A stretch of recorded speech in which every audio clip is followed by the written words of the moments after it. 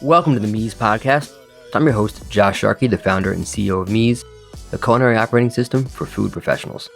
On the show, I'll be interviewing world-class entrepreneurs in the food space that are shifting the paradigm of how we innovate and operate in our industry. Thanks for listening, and I hope you enjoy the show. Yo, they say art mirrors life with every stroke of the pencil. I'm giving you folks a glimpse into my experiences you could trace like a stencil. My guest today is Jake Kalick. Jake is the co-founder, along with his childhood friend Chip Malt, of the one and only Made In Cookware. Jake began his career working for the family business, supplying equipment and cookware to restaurants in the Northeast, something that the family's been doing for over 100 years. In 2017, he decided to take the leap from supplying to creating his own vision of what cookware should be. And this is no small feat. Anybody that knows the industry knows that the ability to compete with the incumbents, especially the ones making stainless steel clad cookware for restaurants, is incredibly challenging.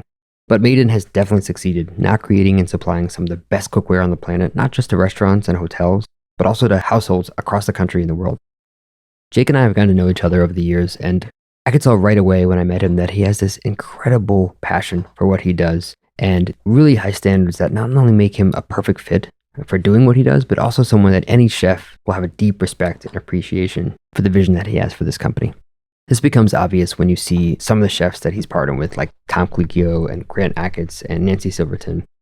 So we dig into all things cookware, everything from the difference between stainless steel and cast iron and carbon steel, and why to use which one and how they're made, and gadgets in the kitchen and plateware and glassware and a bunch more, and generally just have a really awesome conversation. So I hope you enjoy as much as I did.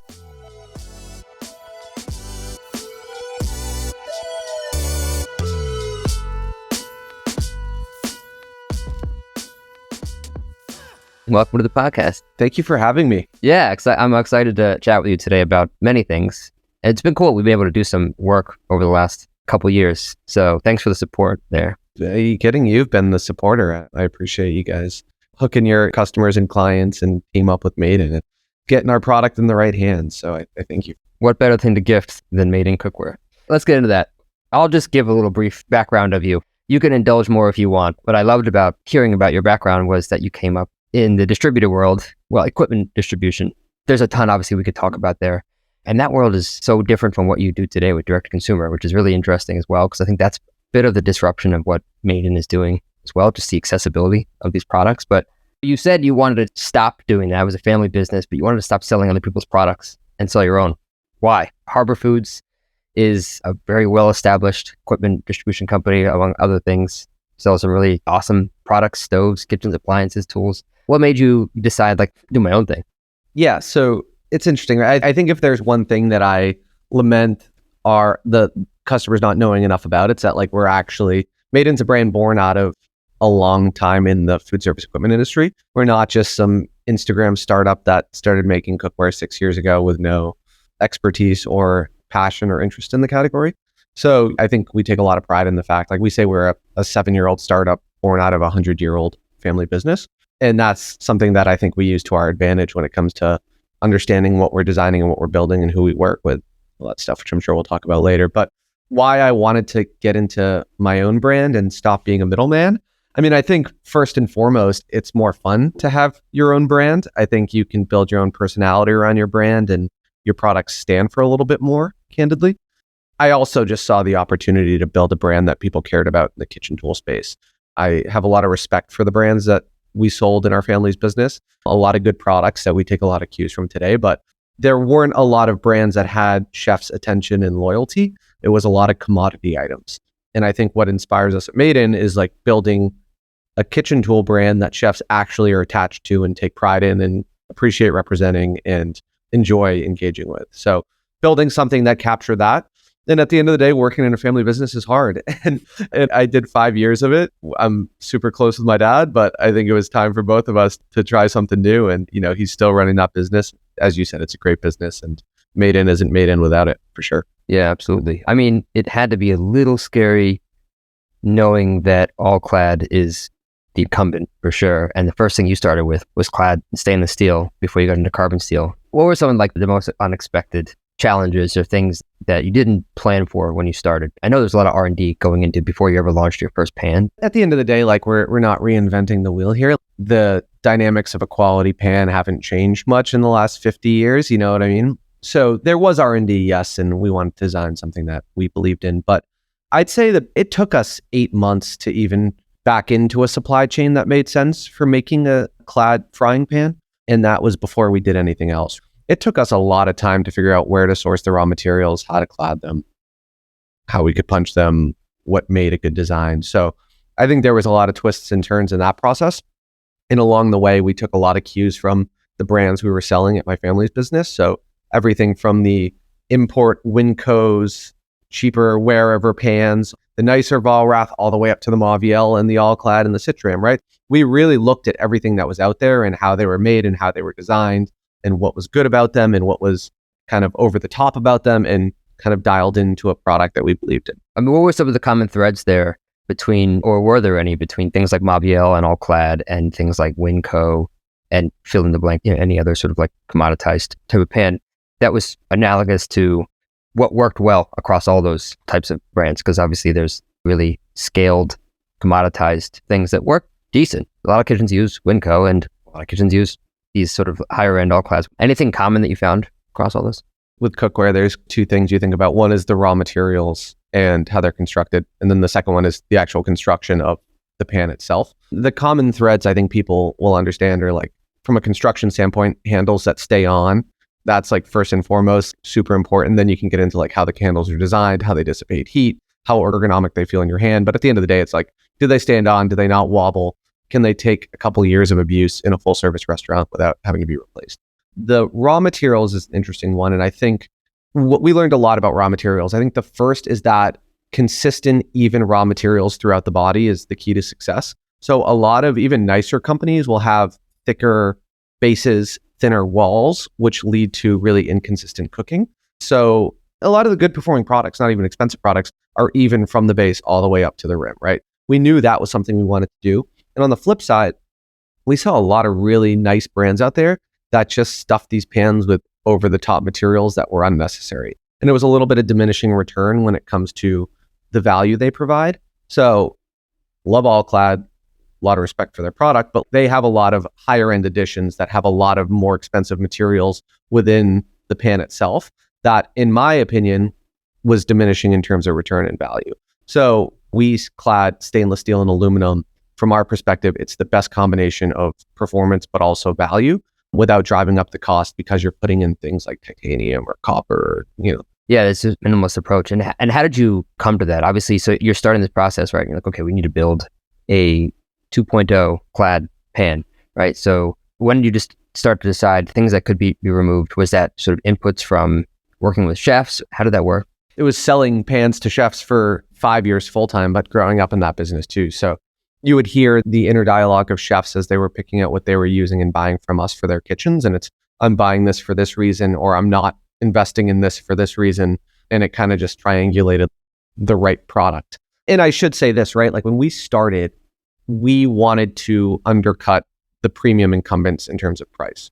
We had some pretty good guidelines as to how much we could sell a pan for while still undercutting the incumbents in terms of price. We knew we wanted to make a 5-ply pan for $75, where All Clads was $150.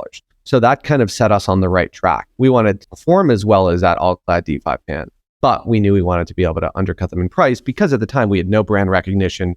We had no reason to be out there in the market. We were really trying to prove ourselves. And a lot of these brands, especially that start online, the first proof point is price point, right? That's how a lot of these like digitally native brands start. And then as we came into our own brand and got our own reputation and established ourselves from a performance perspective, the price doesn't become the primary attraction. It becomes maybe secondary, maybe tertiary. And now we take a lot of pride in the fact we never really lead with price. We lead with performance, quality, heritage. Yeah, that makes sense. I wanted to definitely dig into your process of how you're creating all these products and also a lot more about the materials you use, because I don't know if everybody knows Made In relates to where the product's made. And it sounds like the materials that you use, and just as important, where they come from and who's making them, who's fabricating them, how that's getting fabricated is incredibly important to the brand. If it's cool, we're going to sort of geek out a little bit on things like stainless steel, carbon steel, that kind of thing. But before we get into that, obviously you started with stainless steel, you went to carbon steel after that. now there's a whole line of all kinds of things, plateware. I think you're probably working on flatware and tools and things like that. What's the underlying vision here for what you're doing with Made In? What ties all that stuff together, how you create these products? The vision is that it's really difficult to be an educated consumer in the kitchen tool space.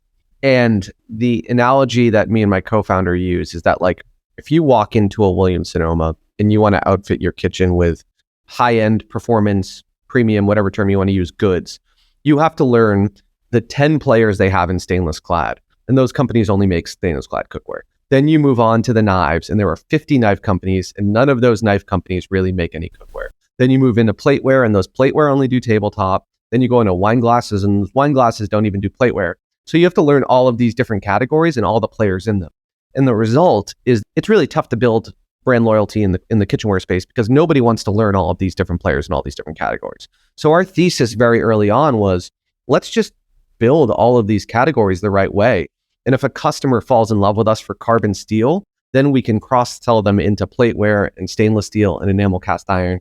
Or if they come in through plateware, we can convince them that they should start buying our knives and kind of all these things because there's no brand loyalty.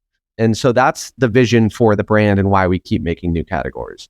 I would say what ties the product together is focus on raw materials, the commitment to performance, and the fact that all of these products are rooted in hospitality use.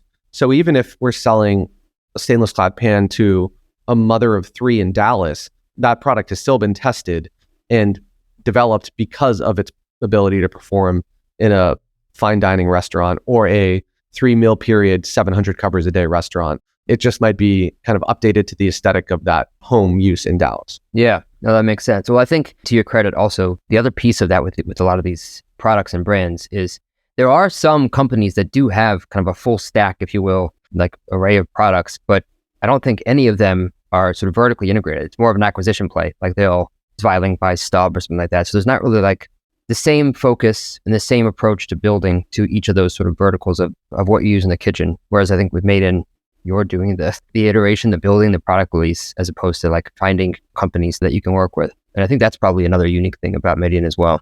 Yeah, and I've never understood, and not tipping anyone off to this, and I'm sure they've talked about this. I'm sure they've talked about this a lot, but like I've never understood why like a group Seb that owns All-Clad doesn't pair them up with one of their knife companies and like kind of cross-sell more carefully, or use the various factories they own to like develop product under the different brands. Because to your point, as a cook and somebody that's really passionate about the industry, you understand who all these conglomerates own and how they all play together and who's part of what family. But the average consumer, even the average passionate home cook, doesn't know what that looks like, that these companies are tied together. So yeah, I think it's selling it a little bit short. And I think part of what creates an evergreen market share for Made In and companies that have this kind of approach is that you build this trust once you establish like, here's how we build and here's why, right? Materials are important to us, where they come from, things like that. So this is our stainless steel. Now this is our carbon steel. And consumers start to get a feel for like, okay, this is what it means to buy a product from Made In. So when they start working on plateware, you can have this sort of correlation between, okay, the same way that they approach building, stainless steel is how they're going to approach china or forks. And I think that's really important, right? Because you're building that trust. And then as you start rolling out new products, that trust sort of carries on, as opposed to just, again, acquiring a brand and hoping that they have the same values as you. Okay, so we're going to see how far we nerd out on this, and stop me whenever you're like, dude, this is like a little too. Totally. Let's nerd out on it. This is good. Obviously the audience here is professional chefs and restaurateurs and things like that, but I'm sure people that are not in that realm will also be listening. So we're going to talk a little bit about stainless steel, carbon steel, cast iron, right? Why and how you think about deploying those materials into the products you build for the audience. And you can kind of elaborate on this, but stainless steel, right? There's like chromium in the steel that helps like create this thin layer of oxide and makes it non-reactive. So acid like doesn't sort of react in the food, not porous, easier to clean, things like that. What else should we know about stainless steel as a chef that we might not know that is why it's so important in pans? Is there sort of like a big delta between good stainless steel in pans and bad? I know there's different, obviously, like thicknesses that we think about, but anything that you think we might not know about stainless steel when we're buying pans that's important to know? The reason you use stainless steel, and I think the biggest difference for a lot of the chefs listening that might just use a heavy duty aluminum pan is that stainless steel is just a much better holder of heat. It retains heat a lot better than that heavy duty aluminum pan. So I think the best example is when you're keeping an aluminum pan over a burner in the kitchen, you need to keep that burner on high because as quickly as heat's coming into that pan, it's leaving. Because aluminum is just a sieve of heat, right? Like it just does not hold heat. Whereas opposed to stainless steel, like you can keep that burner on low to medium because once that heat gets into the pan, it's sticking around there. So that's really the biggest difference here, right? Between the two materials. And then, there's obviously durability and the fact it's not going to dent as easily, doesn't impart flavor on your foods. It's going to heat more evenly across the pan because it holds heat in all of those various sections. But from like a quality perspective, the difference for our business is it's not even as much about where you source the actual raw stainless steel. That is important, but where you actually clad the stainless steel to the aluminum is where you can really see huge performances in the durability and performance of the pan.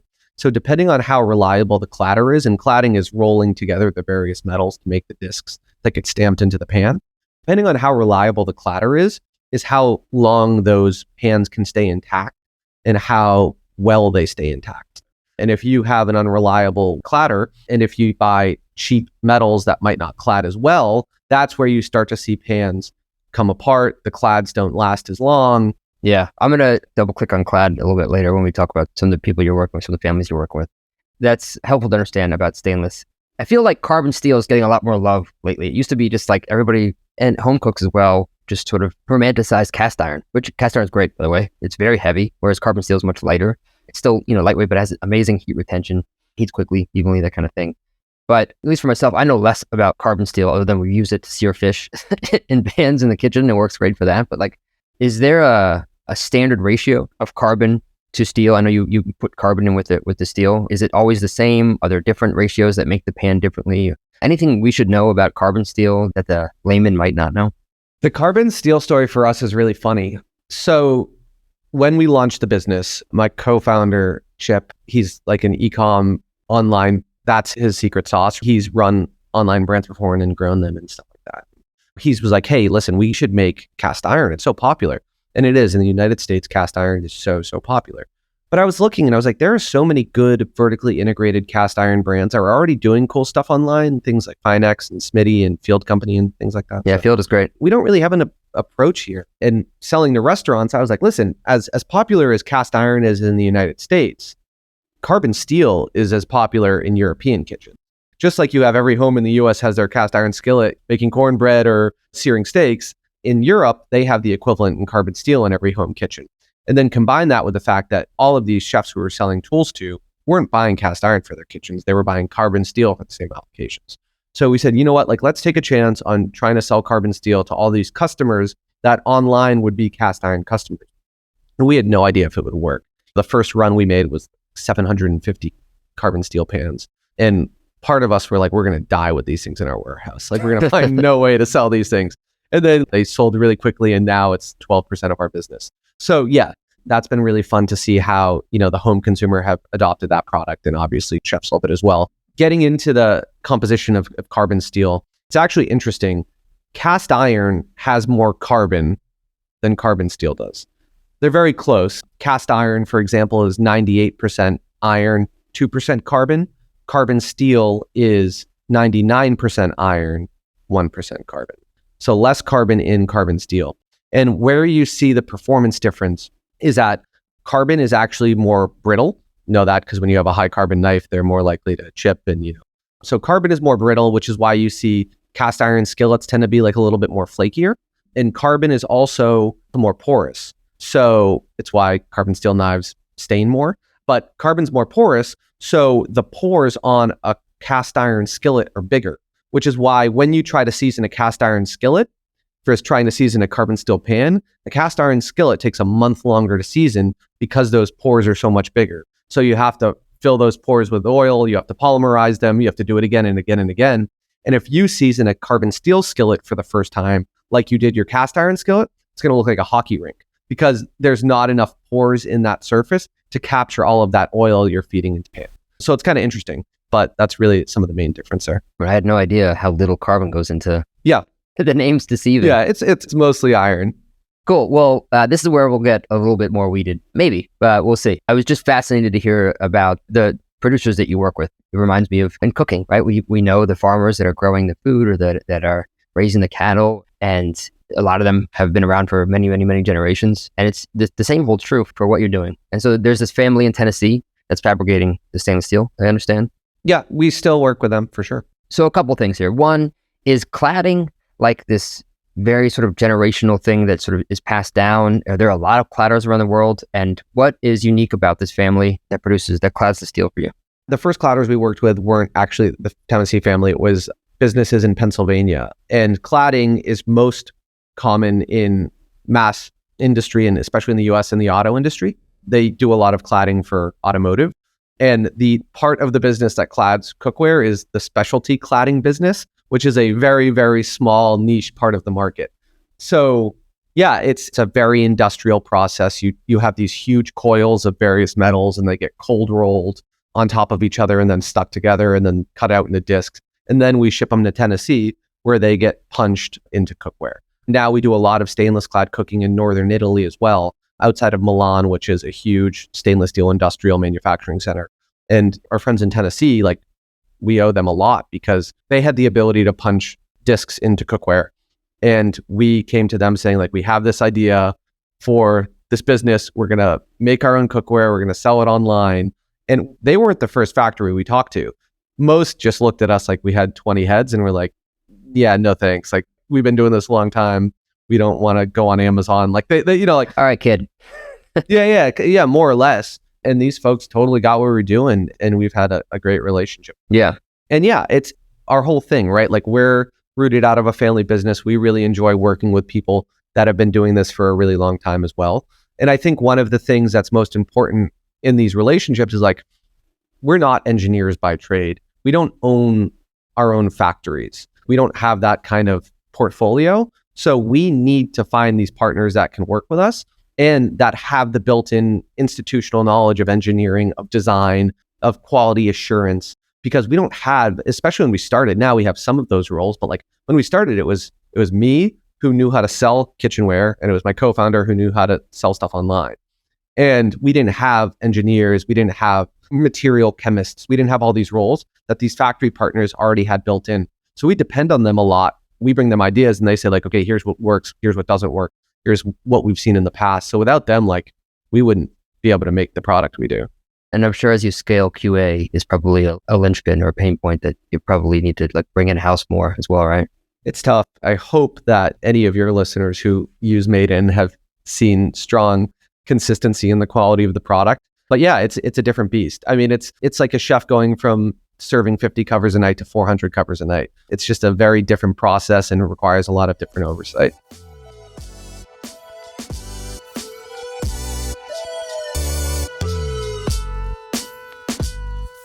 This podcast is brought to you by Mies, the culinary operating system for food professionals. As a chef and restaurant owner for the past 20 years, I was frustrated that the only technology that we had in the kitchen was financial or inventory software.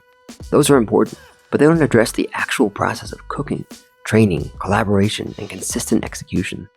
So I decided if it didn't exist, I'd do my best to get it built, so the current and next generation of culinary pros have a digital tool dedicated to their craft. If you're a chef, mixologist, operator, or generally if you manage recipes intended for professional kitchens, Mies is built just for you. Organize, share, prep, and scale your recipes like never before, and get laser-accurate food cost and nutrition analysis faster than you could imagine. Learn more at www.getmies.com.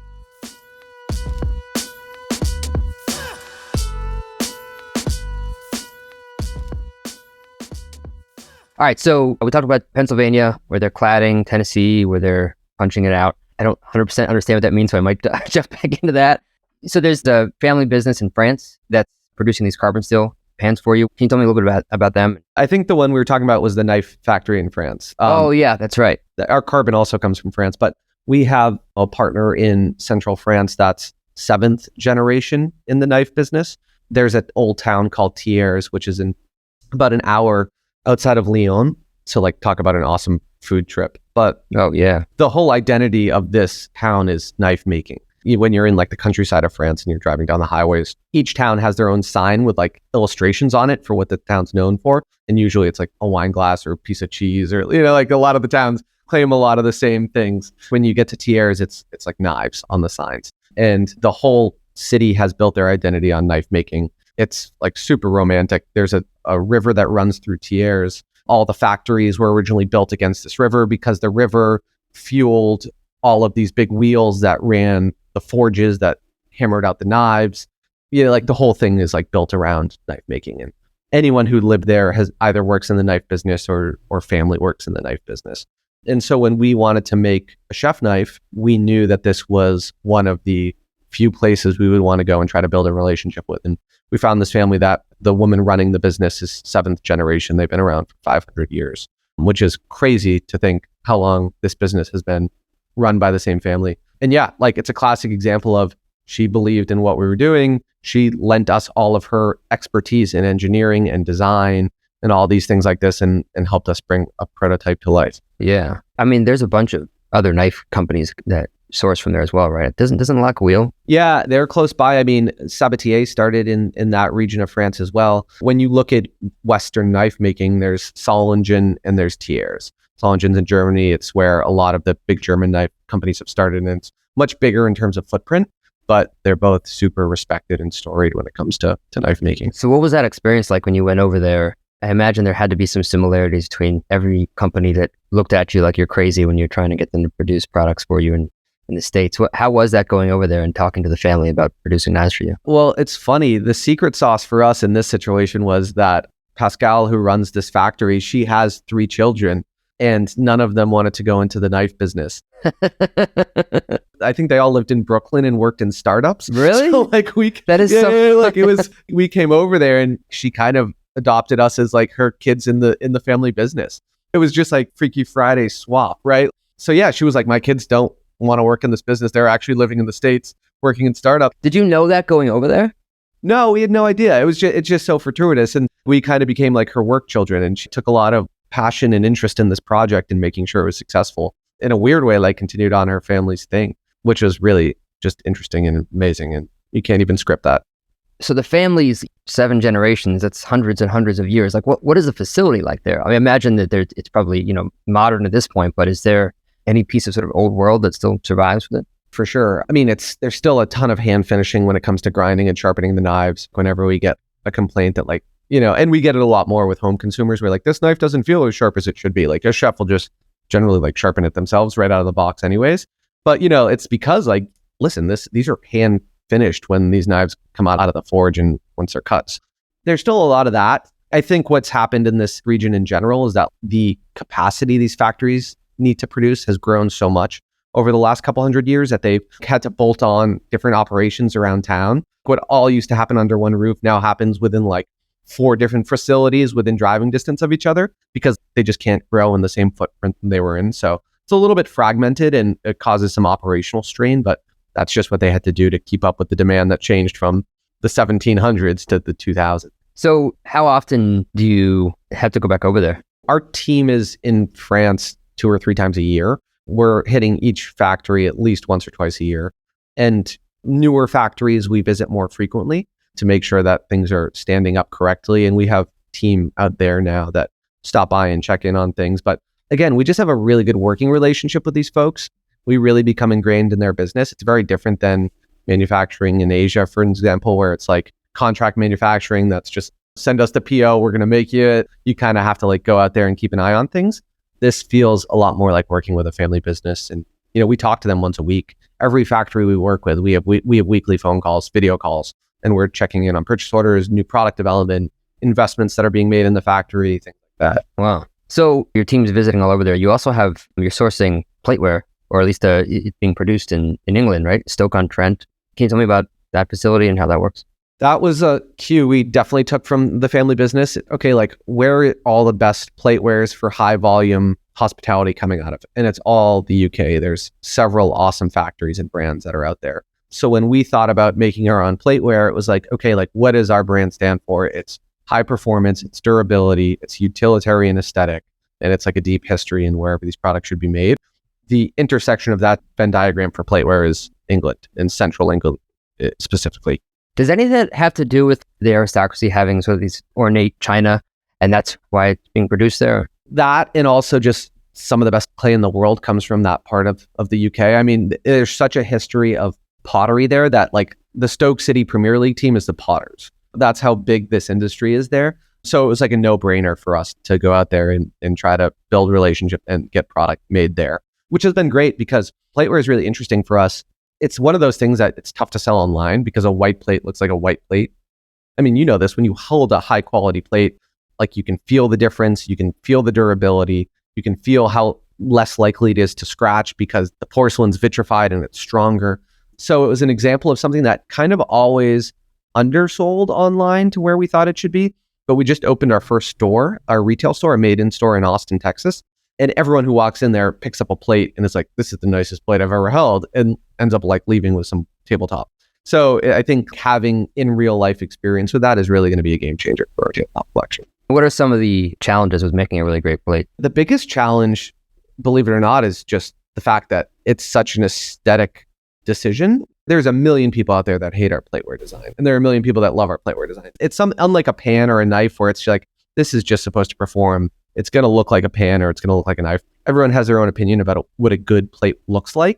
And our whole thing is, as you know, as somebody who's used it, is like, we don't give you 5 different types of stainless clad. We give you stainless aluminum clad of this thickness, of this construction, because we believe it is the best combination of performance and value, right? And like, we tried to take that approach with plateware where it's like, we're giving you this one style collection of plateware that is utilitarian, it's timeless, it's high performing. But then you have people that are like, why isn't it in solid colors? Why isn't it square shaped? It feels too heavy. Why isn't it more like bone china? So I'd say the hardest thing for us on plateware was just trying to make a one size fits all. And every week we're like, are we going to do a second style? And we've kind of held off on that for now.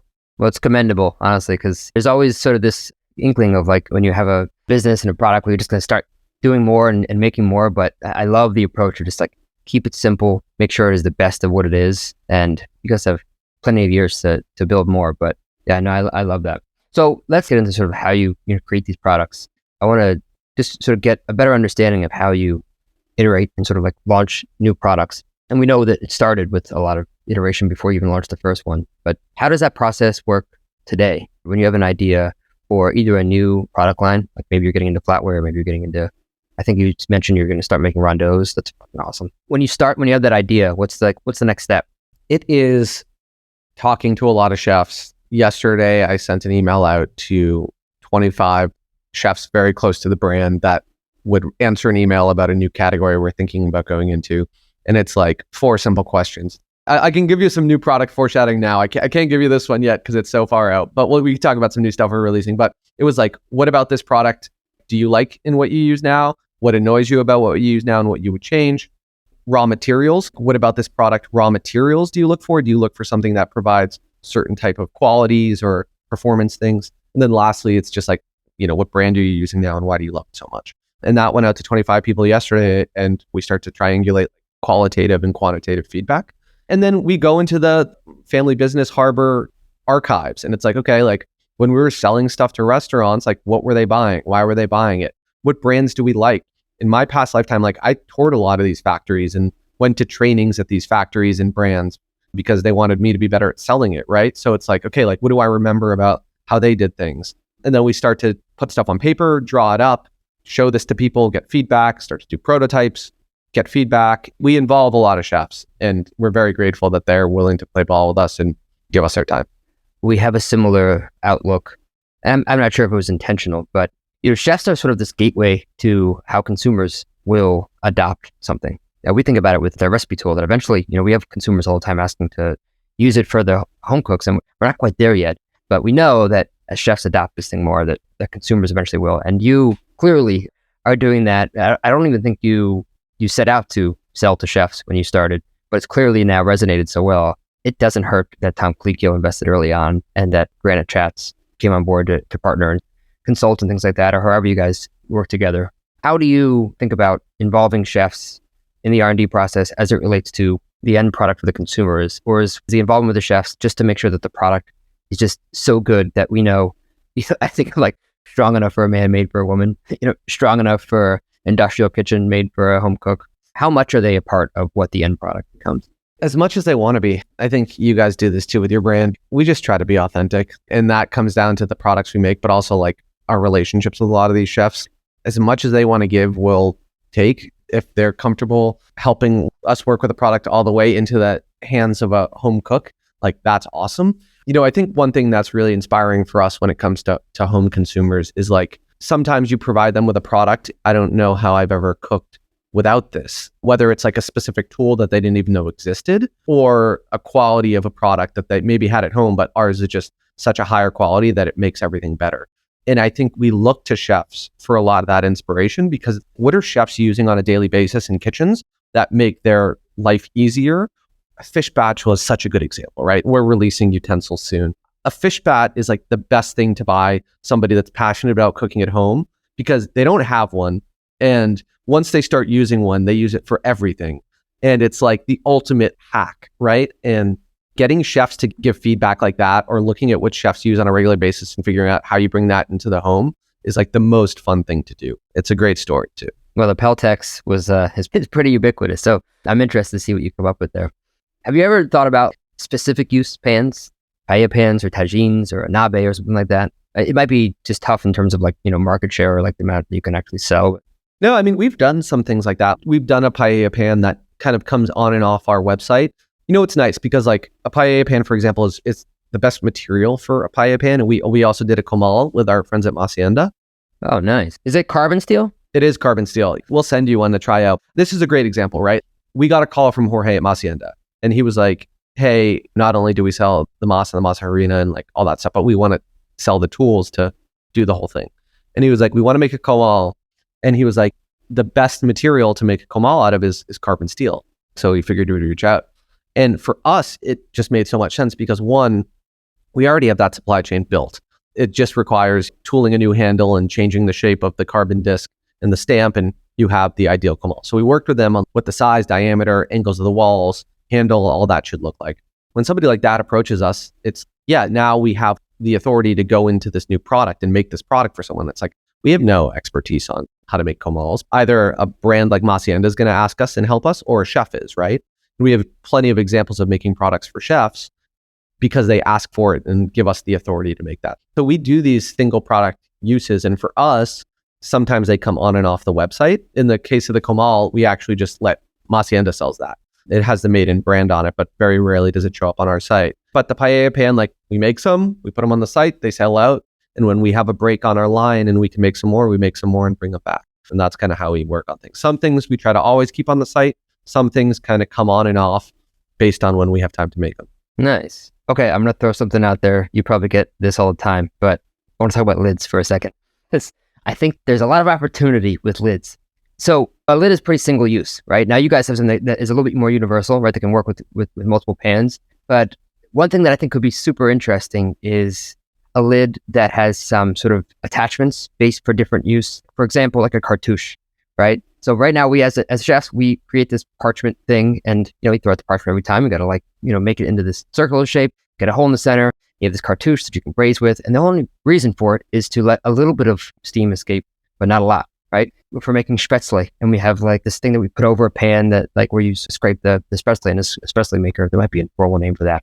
A lid is a lid, but I feel like if you had different inserts for like a cartouche or a spätzle maker, you could have one lid that has many, many uses. Have you guys ever thought about multi-use lids? We have. The honest answer to that one, and we have some chefs that have come up with some really good ideas for that. The stumbling block we've hit is that whenever you get to that level of complicated tooling and like different parts and like all these kind of components, the only way you can tool that and build that for a remotely reasonable price is in Asia. So you're not going to find a factory in the US or in Europe that can create all of this tooling and build all these components and do all this stuff. And then when you tell me you're making like a lid like this, it's like, yeah, and I want to spend any more than 80 or 100 or 120 bucks on it at most. So then when you combine all that, that's going to cost you thousands of dollars a lid to make in the US or Western Europe. So I think that when we want to do that, we just have to be a lot better at manufacturing in Asia. And we don't do a lot of that right now. Our universal lid that we made that fits all of our pans and has a steel interior so you can use it in the oven, that's made in Asia. It's one of the only things we do there. And I think as we get more comfortable manufacturing in that part of the world and working with those types of partners, we can start to design these really complex things that require really complex tooling and all different components and do it at a price that our customers want. Yeah, it's always one of the bummers about the intersection of art and commerce is no matter what, we have these barriers of you could make the most amazing lid in the world, but it would be at a price that no one could really afford. And, that's just, I think that it's a part of technology and innovation in general. I do think if you came up with this sort of like multi-use lid, it probably could be something that you could license, right? So if you had a patent on it, and it would probably only work for a Dutch oven in that case, where it was a cartouche and a couple of other things. But if you had a patent, and then every other company also that makes Dutch ovens could use the patent. But anyways, sounds like you've heard that before, so I'm not the only one. We always appreciate the ideas that we've had crazier. Why Austin? Why'd you guys set up in Austin? Because you're from Boston, right? Yeah, my co-founder and I are from Boston. We grew up together there. And we started the business there, but we agreed early on that as soon as we saw some traction, we would move somewhere else. And the three things were somewhere neither of us had lived before, somewhere that was fun and had a good culinary culture, and somewhere that was good for the business, good for bringing people in. And Austin was like the intersection of that Venn diagram. And so we moved here not knowing anybody. And it was me, my co-founder Chip, and his now wife Marcella, and it was just like the three of us. And it was great because like we moved here, didn't know anyone, built a team, and we're heads down building this thing from day one. There were no distractions because we didn't have any friends. Like we didn't know anyone, we didn't have any family here. So not only was it a great brand town and a great culinary town where the chefs are super willing to help, but also we didn't have any distractions. It's a great food town. Yeah, so many great chefs there. It's awesome, man. So this might sound like a dumb question, and I say it every time I ask it. I gotta stop saying that, but it's just because you're a creator, right? So you're always thinking about new things. Like if you had unlimited resources, meaning unlimited capital and unlimited time, what would you do next? Or we just talked about money constraints with a lid, right? That's a microcosm for this question. Like if there were no constraints, what would you launch next, whether it's a new product or new business or whatever? I can give you a vague answer to this because it's actually something I one day want to do. But I think there's so much equipment used in commercial kitchens that make cooking so much easier and better that home cooks are not aware of or have no access to. I think taking some of these really interesting machines and appliances that chefs use in commercial kitchens and building them for home use would be super interesting. And there's like 2 or 3 specific things that I think are just like total game changers, and getting them in the hands of home cooks would be super interesting.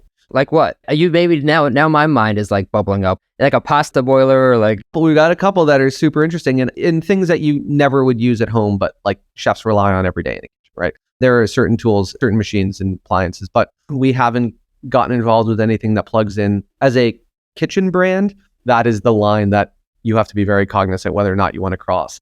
Going from stuff that doesn't plug in to stuff that plugs in is a huge leap. And we haven't done that. I don't know if we're ever going to do that, but if I had all the time and resources and money, I would get into bringing some of those commercial hospitality machines to the home. That is pretty dope. Like if you had a stove and it had a little pasta boiler and it had a plancha and it had a wok induction, but all your pans could fit into these things. That could be pretty dope. Yeah. There's not a lot of good whisks available for homes. Like Matfer makes an incredible whisk. Like most chefs use like this balloon whisk for Matfer. I think there's a lot of opportunity there too. I don't know why. There's just so many of them are weird shapes or too firm and hard, like and thin, or too soft. I don't know why that is, but that would be another.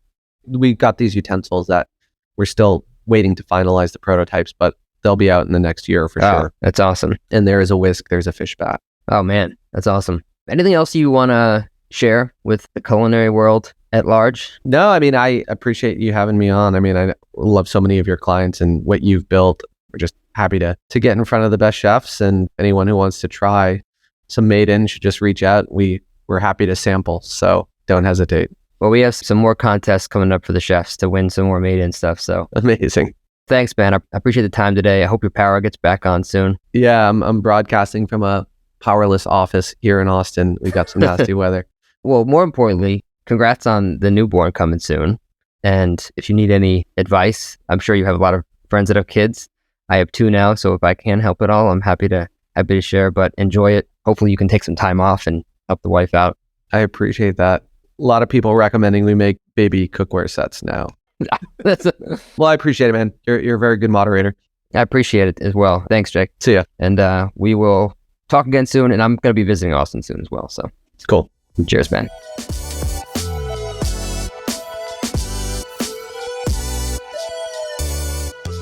Thanks for tuning into the Mies podcast. The music from the show is a remix of the song Art Mirror by an old friend, hip-hop artist Fresh Daily. For show notes and more, visit getmees.com/podcast. That's GETMEEZ.com/podcast. If you enjoyed the show, I'd love it if you can share it with your fellow entrepreneurs and culinary pros, and give us a 5-star rating wherever you listen to your podcasts. Keep innovating, don't settle, make today a little better than yesterday, and remember, it's impossible for us to learn what we think we already know. See you next time.